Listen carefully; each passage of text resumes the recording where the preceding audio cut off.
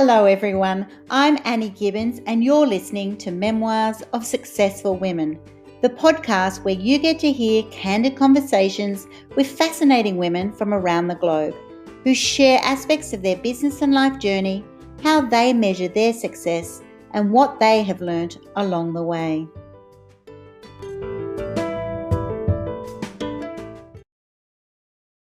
Hello and welcome to Memoirs of Successful Women. Today we are going to have a deeper conversation because I'm introducing you to Gina Rolkowski, who is a trauma coach. And so we're going to be talking all things abuse. You know, it might be sexual abuse, it might be having suffering from someone who's been a narcissist in your life, dealing with issues of, shame, anxiety, fear. We're going to unpack all of that. We're going to do that through Gina, because Gina's also had a very strong lifetime journey through this before she became a trauma coach. So welcome to the program, Gina.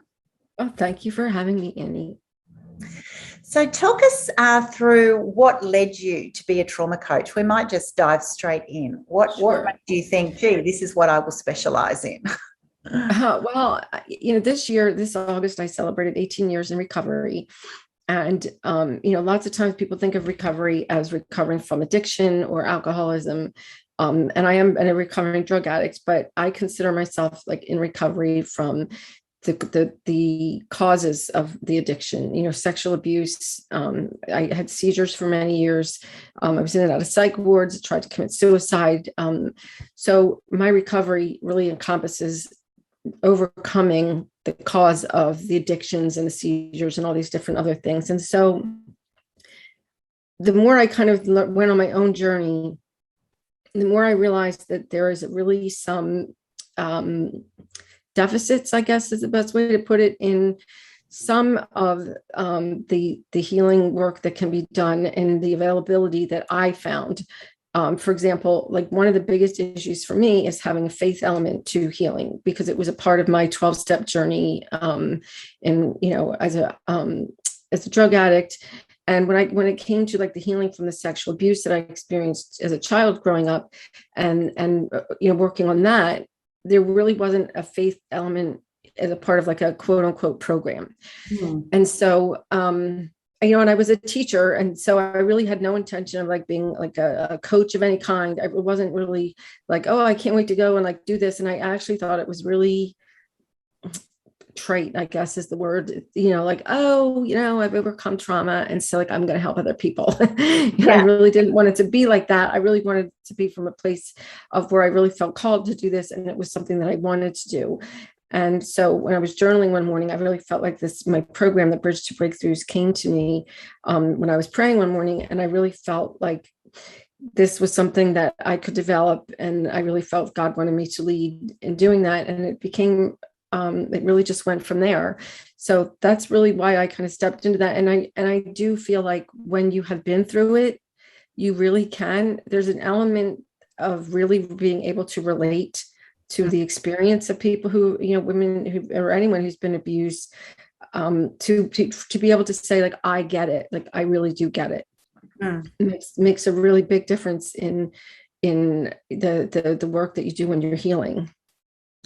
Yeah. Yeah, it does. It's not essential. There's plenty of people who are. Oh, absolutely. Yeah, no, I don't think so. But I know it made a big difference to me because, my therapist had her own trauma history. And, it's not like we sat around trading trauma stories. Like, that's one thing I really want people to know. It's like, healing from trauma is not about reliving it. Yeah.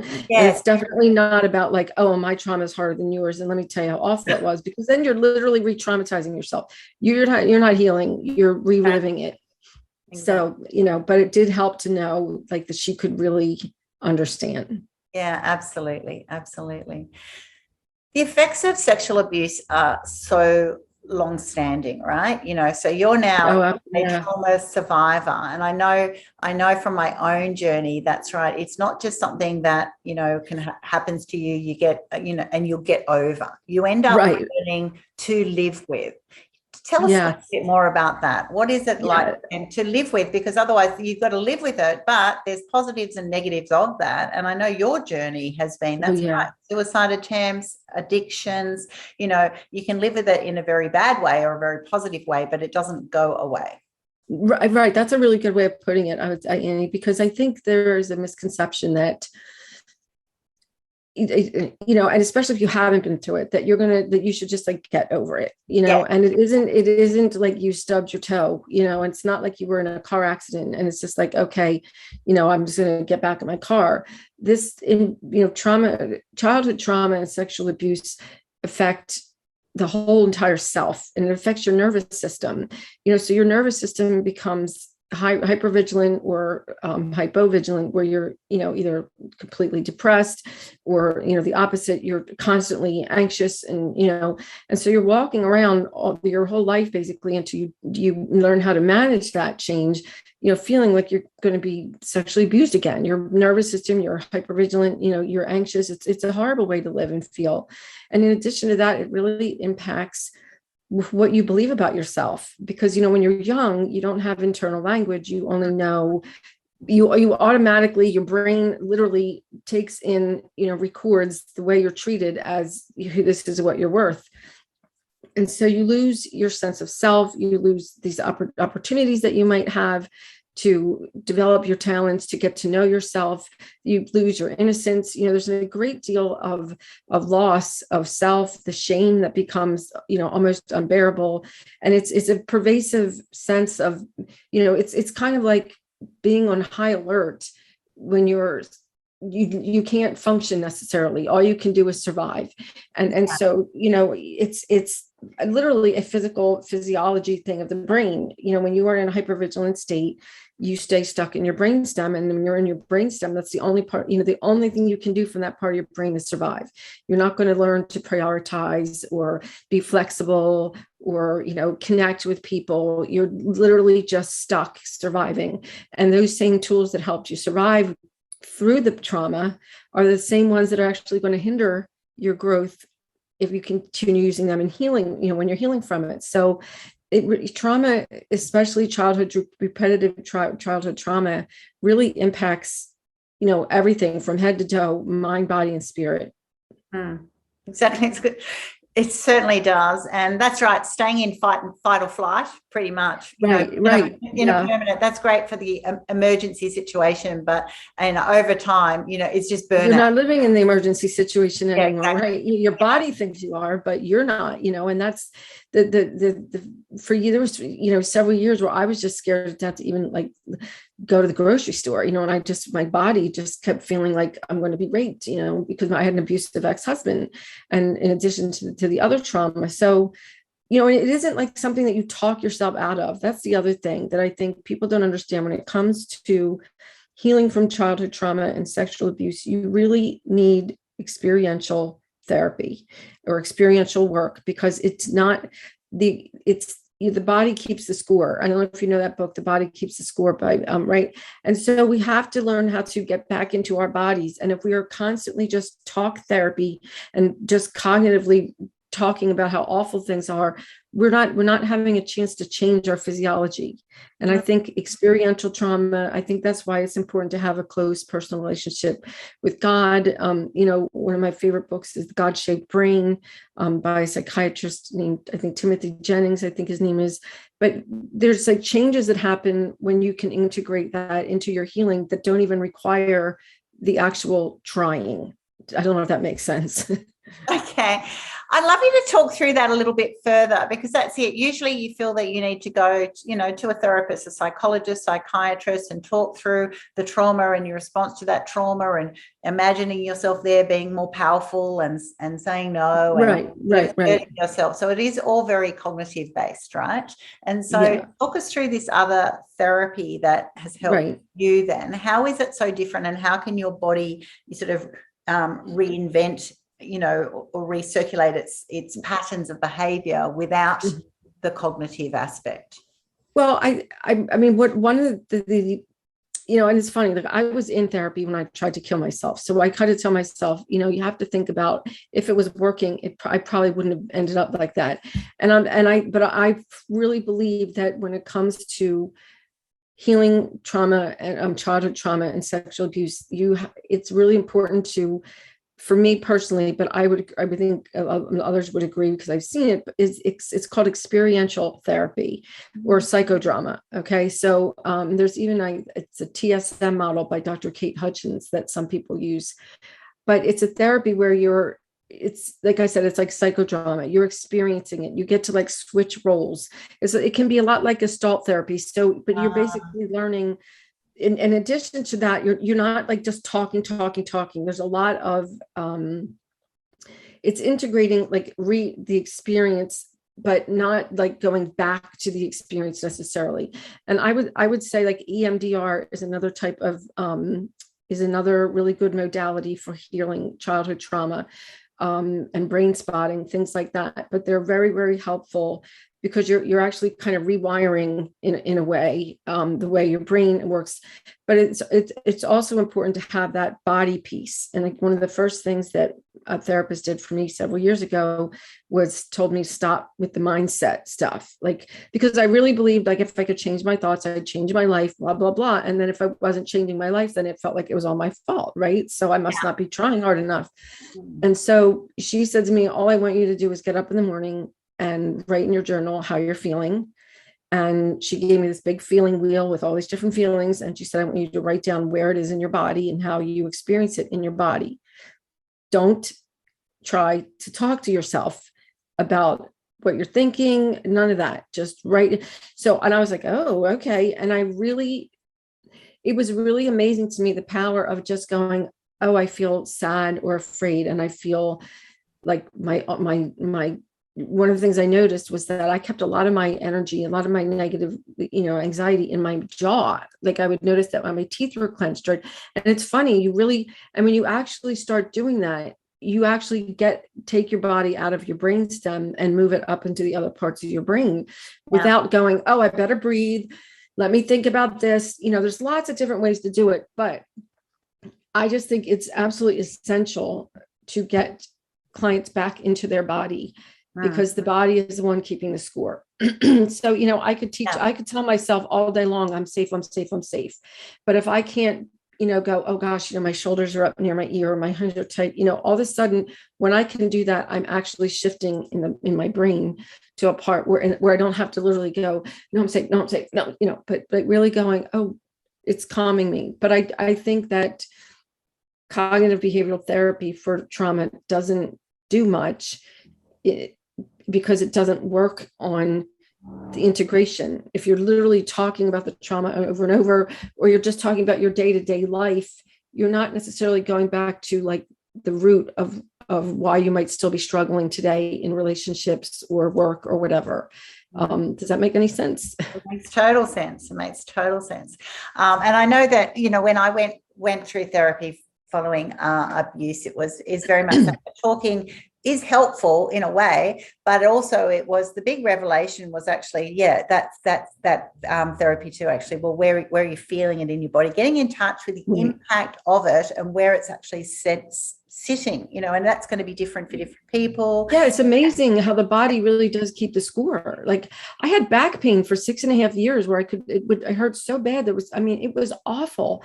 And when I started really like journaling about some of these things, I haven't been to the chiropractor now in, I don't know, 5 years or something. Like it's amazing when you can really, express it and give a voice to the pain, the feeling, sadness, grief, anger, whatever it is, fear, shame. All of a sudden it has an expression other than being stuck in your body. Yeah, exactly. And I think the other aspect is actually just learning to appreciate the different emotions and that they're all okay. I think that it can still fit positive mindset, because I'm all into that. But actually positive mindset isn't that everything's positive. When you're dealing with these types of issues, it's not positive. It's all right to go, this is really sad. This is very depressing. This makes me really frustrated. This makes me really angry. And being comfortable to actually confront the emotion and to deal with emotion. And so I understand what you're saying there of actually just sitting in those emotions and just recording rather than fighting them, responding them, just actually becoming aware of them. I think we're very quick to suppress, because when you're feeling like you're already the problem, and we'll go on to this now, that feeling the crazy one, why am I the problem? And then you don't want to have any other problems. So the way to do that is just to pretend you're happy, or to pretend everything is fine. And whereas it's all of those other emotions, which are completely understandable, that absolutely need to then be part of the mix. So then you can then do other work to turn them. They don't become so like horrible. You know what I mean? Exactly. When you learn that you can manage them and they don't have to manage you, they don't become so scary anymore. You know, and I think, like you talked about being crazy, I think one of the biggest struggles I had was that very fear that somehow anything I was doing, or somehow a therapist was going to say to me, or someone was going to say to me, you're just crazy. And, and if I was feeling these things, then it meant I was crazy. And what I learned, no, like I can feel happy, sad, excited, bittersweet, whatever it is, I can handle them and they're okay. And I can feel one emotion and another at the same time. All of a sudden, like scared didn't become terrified. Anxiety didn't mean panic. It was like, okay, I'm feeling anxious, like my shoulders are up, all this. But okay, you know what? All of a sudden, I can handle it. And it's going to be okay, because I'm not fighting it anymore. It really does make a difference when you can get curious, instead of frightened. Exactly. When we're in that reactive state, that's right.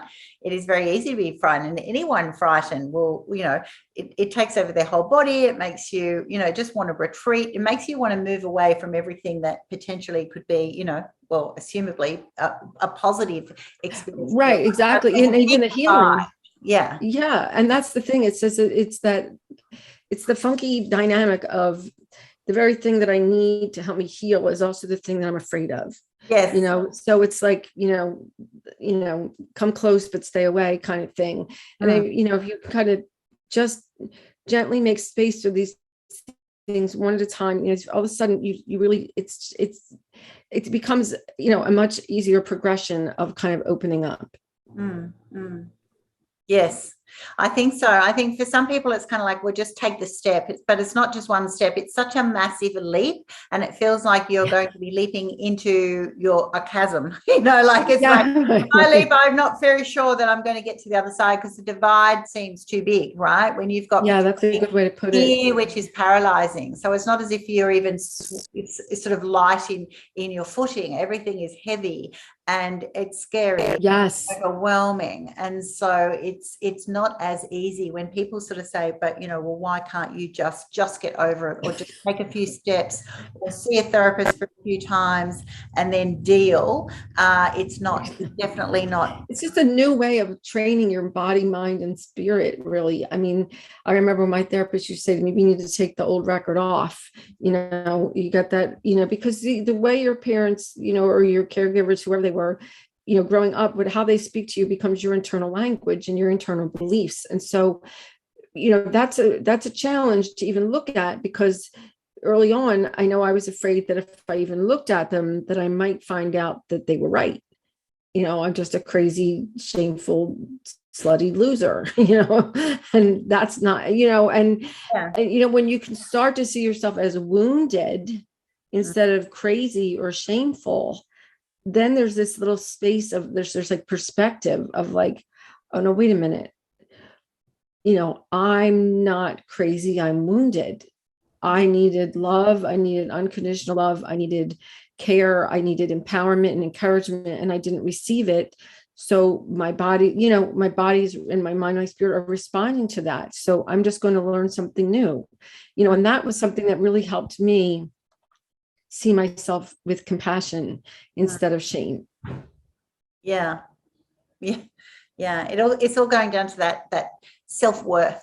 You change. Yes, exactly. Oh my gosh, it's like language of going, well, if I'm not worthy, if I'm the problem, then then I can't see it in a different way. Whereas once you actually go, no, we're all worthy, we're all beautiful creations, and what has happened to us is not just not fair, it's completely repulsive and not okay in any way. Right.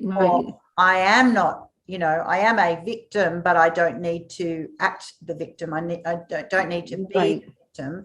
And so once you then make that step to go, that's right. If I am therefore a person of worth, then how do I suddenly see myself in a different way? And that's going to require a whole new narrative in my self-talk, the way I then talk to myself first of all, and then allow other people to accept words that other people say.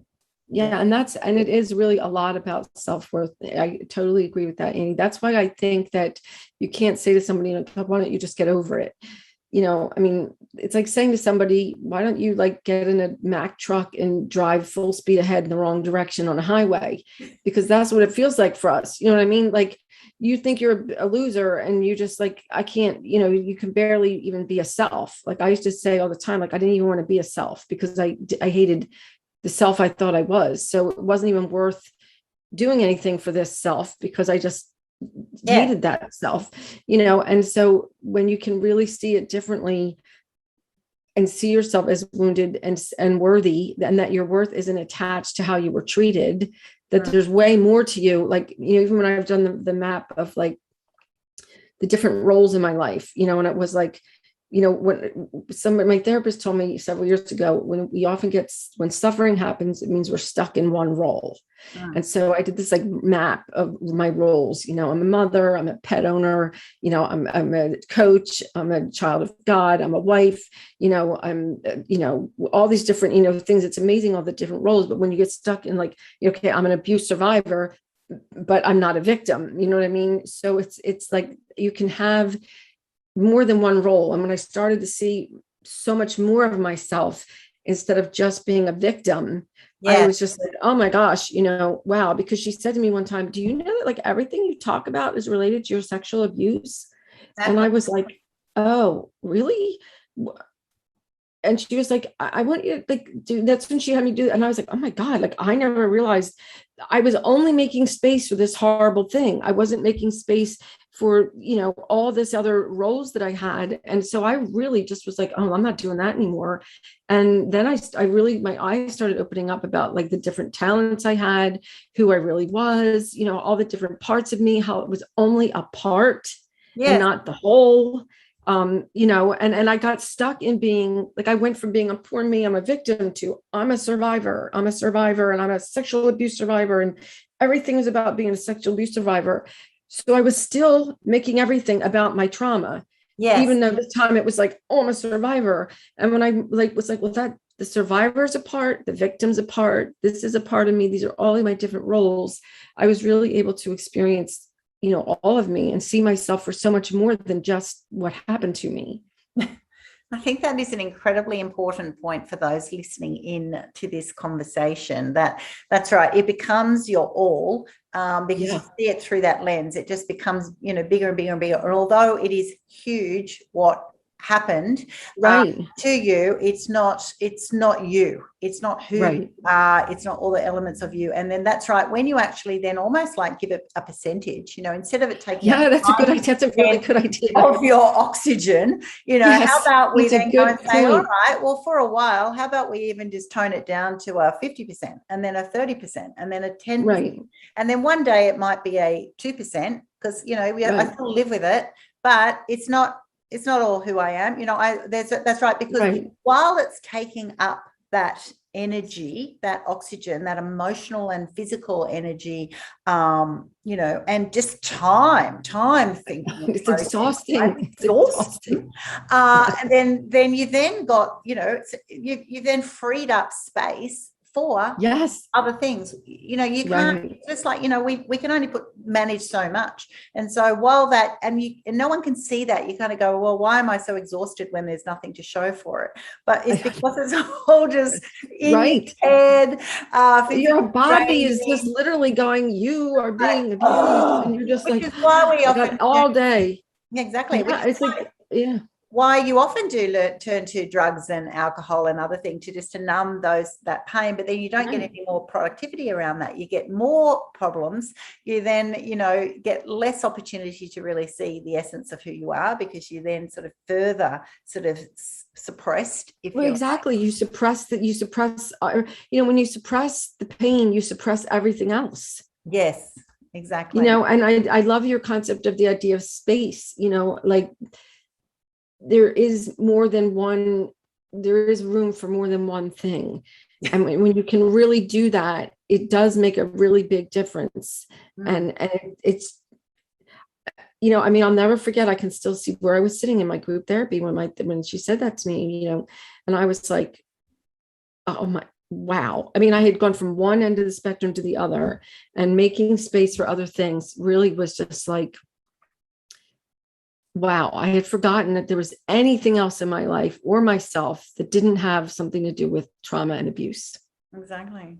Whereas you are not your trauma, Yeah. I was just feel like it is, but you're not. Yeah. I went home that day. I jotted like all these different things about who I'm creative. I'm this, I'm that. I made this long list of like all these things about me. And I just read them aloud like every day and was like, enough with that. I can be a trauma survivor, and I can also be creative. I can be, a child of God. I can be smart. I can be resilient. I can be all of these things. I'm not just that.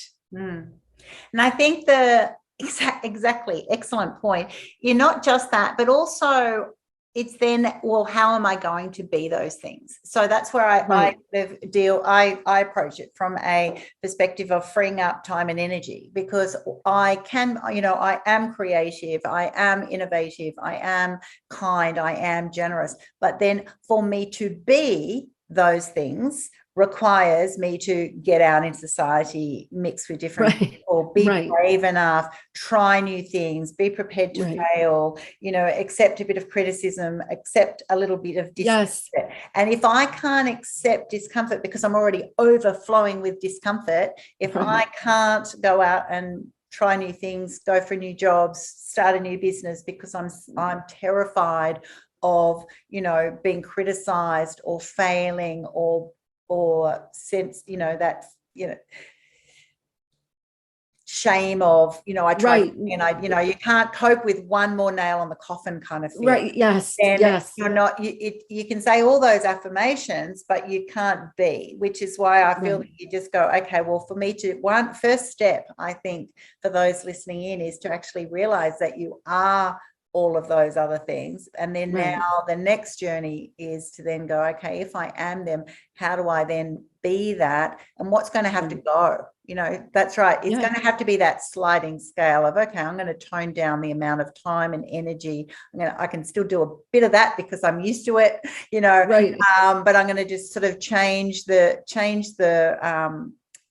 it's almost like a pie chart if you actually look at it. Exactly. Because I'm then going to go, okay, well, I want to spend time being, going to, having my faith and having that time, having there with a partner, maybe being there as a mom, being there, in my work role. And those times I'm going to make a decision that I'm going to have to go, I'm not going to entertain those thoughts. And that's where a lot of the work goes, getting it out while you're being, because then only as the joy, which is what you're all about, once the joy activates in those new spaces, that will then help you, really put that lever back down to it. Yeah, it does. And the more you cream 1 or 2%.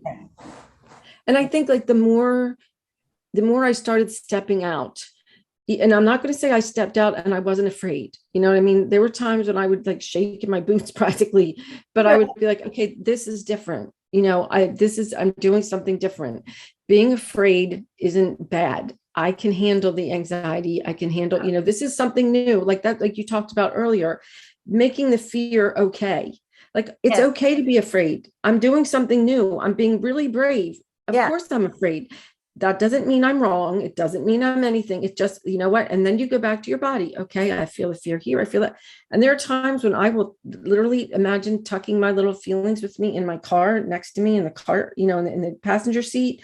And I'll be like, all right, everybody, we got fear, we got anger, we got a little shame, we got hope. And then, you know, you just be quiet for a little bit. You're here, but it's like, you know, and really being like, okay, now wear this in my body, and then going to do the new thing, you know, and then all of a sudden you start to realize, oh, you know, I am making new connections. I am making new friends.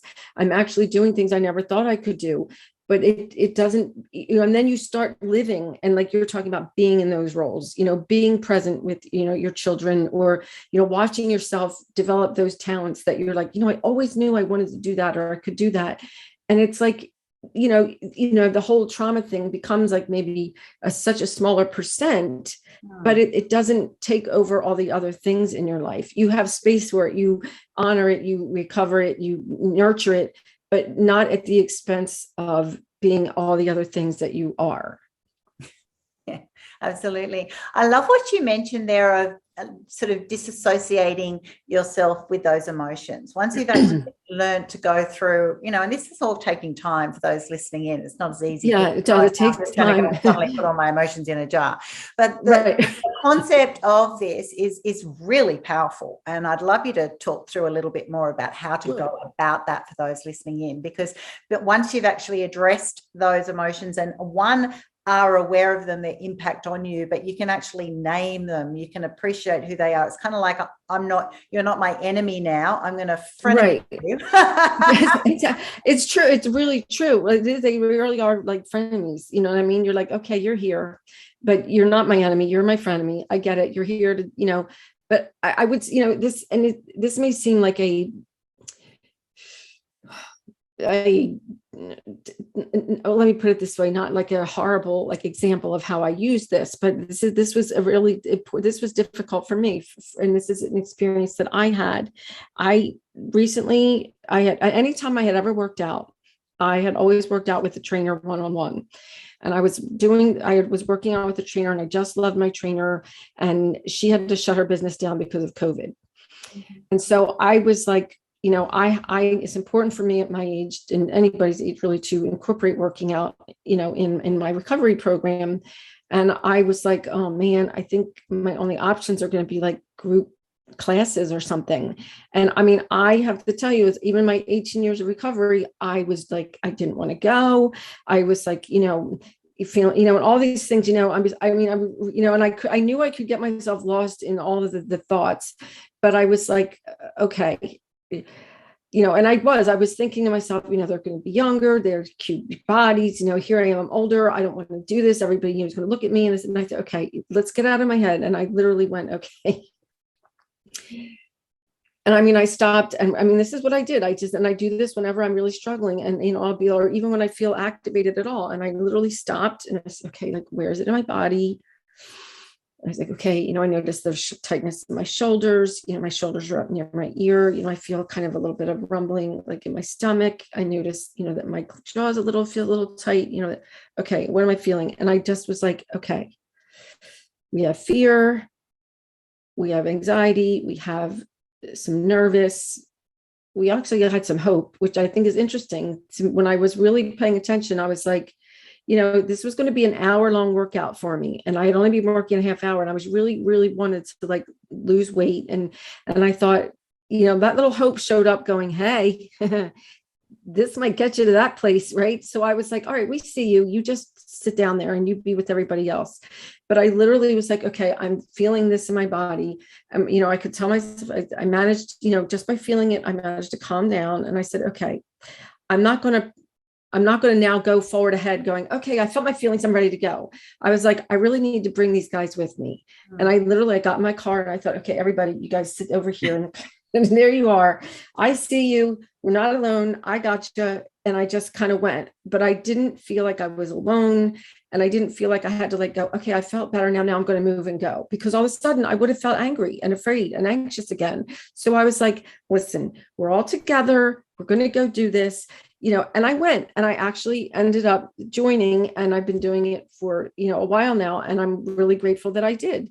But it really was, you know, it was a very uncomfortable thing for me to do. And it's pretty much, whenever I do anything new, I'm really trying to like make my feelings very concrete somehow, not just like feeling it in my body and then thinking now I have to go do it, because then I kind of feel like my feelings in my body are like, did you forget about us? So then I can get, my body can get activated again. But when I'm like, no, listen, you're all safe with me. Come on, let's just go and do it. I'm going to attend to you guys after. We'll check in after, and I literally got in my car after and I was like, hey, like that wasn't too bad. Really kind of addressing my feelings and checking in with them after. I think it's just learning to master your emotions, right? Yeah. That's the whole thing. It's actually saying, no, I am the master of my emotions. I will know you. I will deal with you. I'll put you where I, want. And if it's there that you're, it's being able to unpack them, know them all individually, put them somewhere. And then eventually you don't even need to carry them around. And right. Yeah. I mean, it's exactly seeing their impact in there, or, and then some of them you go, yeah, you've added no value to me. Like, for a year now, I'm actually going to even flick you. I don't need to do that. So it's all a journey, right? So those people who are on that journey, and then they'll reach out to you, so someone who has, suffered abuse, whether it was childhood or, more recently, and then they reach out to you. What is that? What programs do you have to offer them? How does that work? What's the first step? Sure. Well, the first step obviously is to go check out my website, which is GinaRolkowski.com. And that's GinaRolkowski.com. And you can, there's a couple of ways you can, it's not easy to just all of a sudden, click schedule a free call, which you can, which is one option. But I do have a downloadable free ebook, The 5 Keys to Overcome Abuse and Discover Joy. You can also follow me on Instagram or Pinterest or LinkedIn and see, see some of my things there and listen to some of my podcasts and things like that and articles I've written online. But if you want to really get started with me, the best thing to do is schedule your free discovery call. And that's right there on the front page of my website. And then I will, have a conversation with you, see if we're a good fit, see if, if they're, because sometimes people come to me and they really are in crisis. And I'm not a crisis counselor. So I actually will take them on and do crisis consulting, where I will help them find a good therapist so that they're not jumping from therapist to therapist, help them, find, so that they know the questions to ask, and help them through that process, because that's really hard. And if they're not in crisis and they're, in a place where they can, they're ready to do the work with me, and they're not in crisis, then we go through, it's a 6-month program. And I take them along the Bridge to Breakthroughs program, that is my coaching program that has the 5 keys to breakthrough. Fantastic. I love what you said there, because if you're that person thinking, okay, what's my next step? It's immediate. You immediately don't want to then go down and share a lot of very personal information with one person. If it ends up going, oh, I'm not the right person for you, then you've got to do it again and again, because they're already exhausted. So I love, and I've been there. I always love meeting someone who goes, no, we'll just have that first initial appointment to go, what are your needs? Right. Your needs are going to be best served by, a specific expert in a certain area, certain topic, experience, then you want that person. It's about the best outcomes of that person. So exactly. I just want anybody who reaches out to me to get better. You know what I mean? I want them to be happy, healthy, and live a peaceful, playful life. But if I know what they're experiencing is something I don't handle, then I'm going to help them find that so that they can find it that way.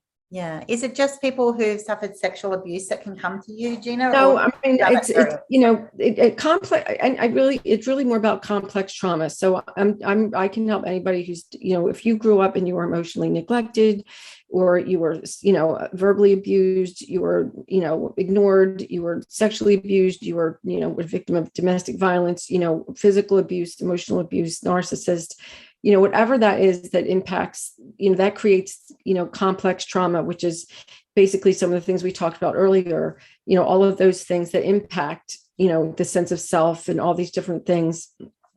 Those are, anybody, I can help anybody with that. Because the healing isn't necessarily going to be different based on how you were ignored or abused necessarily. The pain and the needs are the same. And if you can address them, then you can meet them, so to speak. So it's not like, oh, I only help sexual abuse survivors, or I only help narcissists. It's, anybody who has dealt with childhood trauma and abuse can certainly reach out to me. Yeah. Fantastic. Well, I encourage you, if you're listening in and this has been your journey and you've been going, gosh, why am I the crazy one? What's wrong with me? Why do I always feel so bad or so traumatized by this? I know I'm traumatized because it's just not right. It's not healthy. Right. It's who I want to be, but I don't know the next step of how do I jump over that little leap that everyone else says is so easy, that for me just seems like this terrifying, gigantic leap that I would never feel brave enough to do. If that's you, then definitely all your details will be on my platform for people to find. So what's the biggest learning? Let's finish our conversation with what's been your biggest learning for you when you're in your moment of reaching out. And that's what we're asking people to do today. It's to say enough of this. I don't want to be the victim.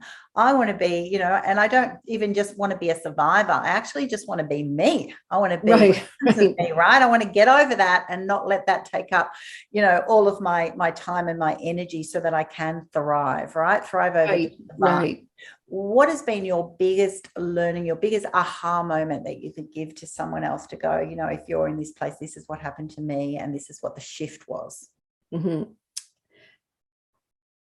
I really think the biggest shift for me when I was really able to see myself differently. For so long, I saw myself as a loser. I mean, I was so ashamed and didn't even realize that what I was struggling with was shame. And when I really was able to, the more I learned about the dynamics of having been sexually abused and having been traumatized growing up as a child, the more I recognized and learned about how it works, and that everything I was feeling was really normal for that experience. I started feeling such a level of relief, oh my God, I'm not crazy.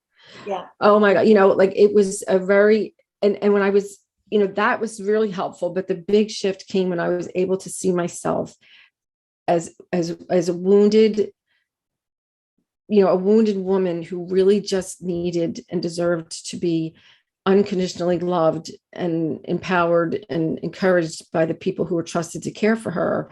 And because I wasn't, I only did what I could.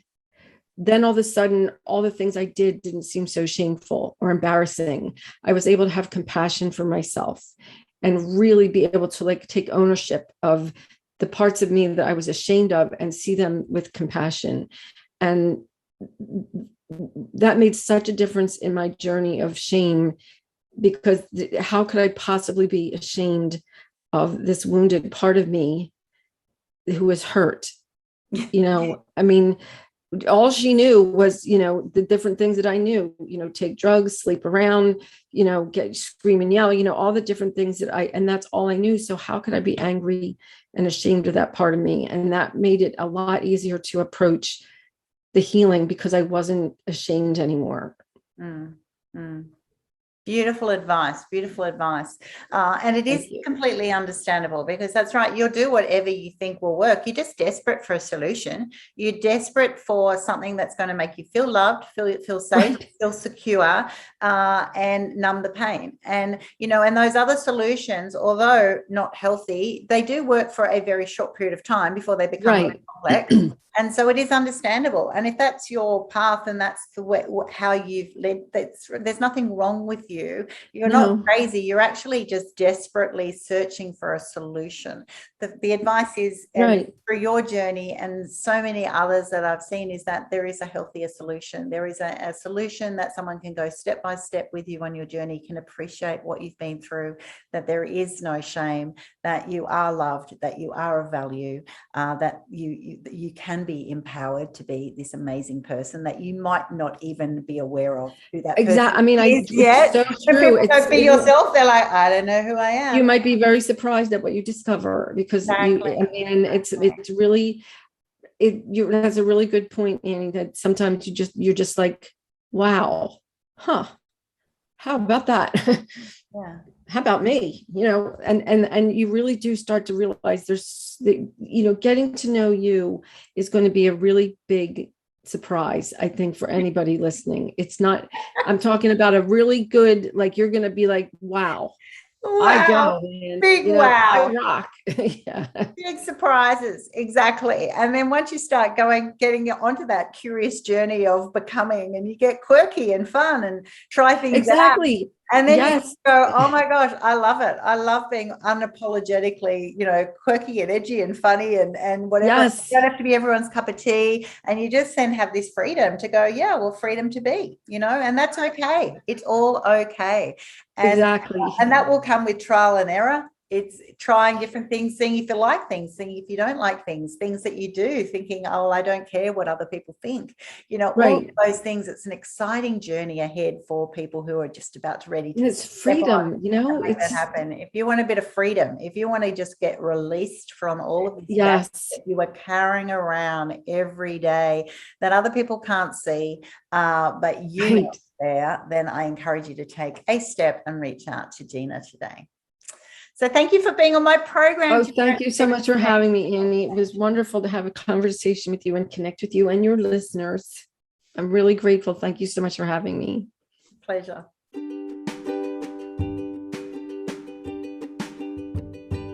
Thanks so much for listening to this episode of Memoirs of Successful Women. You can find me at anniegibbins.com, where you can download my free resources, get connected on social, and check out my online magic transformation program. If you love this show, feel free to subscribe to future episodes and, of course, share it with your friends. I'll see you again soon, and until then, happy podcasting.